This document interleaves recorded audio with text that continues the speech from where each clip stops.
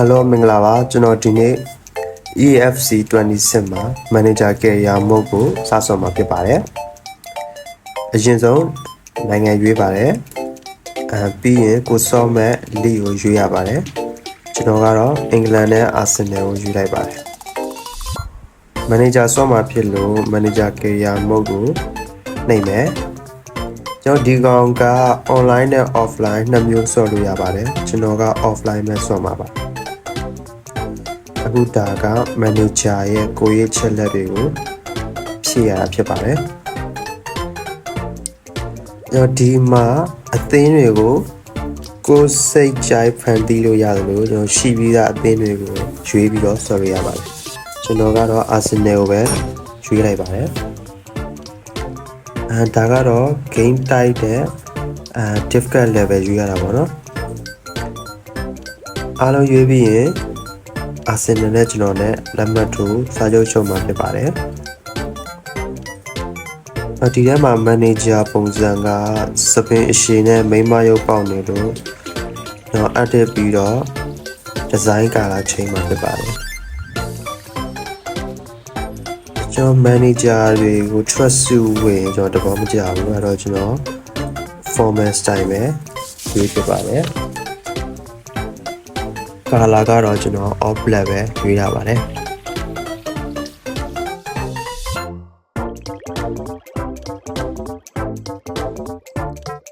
ဒါ team management လုပ်ရမှာပါเนาะလူရဟိုရွှေ့ဒီရွှေ့လုပ်ရမှာကျွန်တော်အခုမှစဆော်တာမို့လို့ setting တွေတိတ်မသိသေးဘူးဘာလို့မှလည်းမသိသေးဘူးအဲ့တော့ဟိုနေ့ဒီနေ့ပဲလုပ်တယ်အပြင်က Arsenal အသင်းမှာမရှိကြတဲ့ကစားသမားတွေကို line up ကနေထုတ်လိုက်ပါတယ်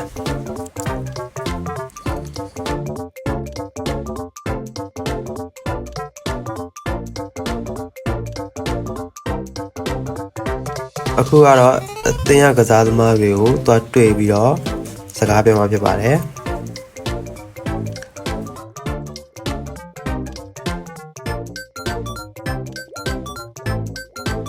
ကပတိန်အိုဒီကာကကျွန်တော်ကို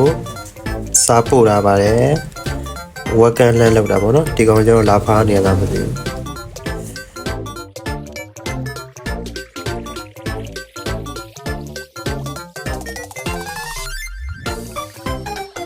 ဒါကတော့လူငယ်ကစားသမားနော်လီကိုလက်ထောက်နီးပြနဲ့ train ပေးနေတာဖြစ်ပါတယ်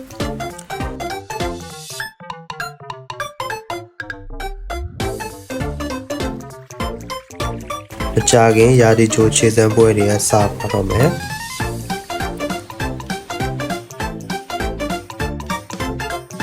ဒီဟာကကျွန်တော်တင်းပါနဲ့ဂျေဆုအတွက် offer ကြလာတော့เนาะအပြင်က Arsenal တင်းမှာဒီကောင်တွေရှိနေသေးလို့ကျွန်တော် offer ကိုလက်မခံပါဘူး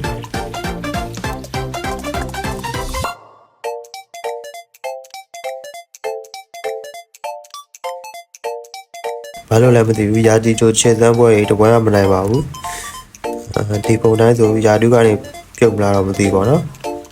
ယာတီအဖွင့်ပွဲရတယ်မန်ယူနဲ့ကန်မှာဖြစ်လို့မလို့လာအောင်လည်းမသိဘူးအခုမှစဆော်တာမို့လို့ setting နဲ့လည်းမသိသေးဘူးအဲ့တော့ဒီ ChatGPT နဲ့ပဲကျွန်တော်တပန်းလုံးအောင်အဲ့တော့မန်ယူနဲ့ကန်ပြီးမှပဲကျွန်တော်တို့ပြန်တွေ့ပါမယ်